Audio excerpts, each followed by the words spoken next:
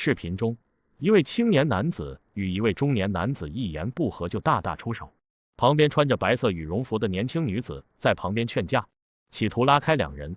经过了解，我们得知中年男子是青年男子的岳父，青年男子名叫刘茂，劝架的是他的妻子王秀秀。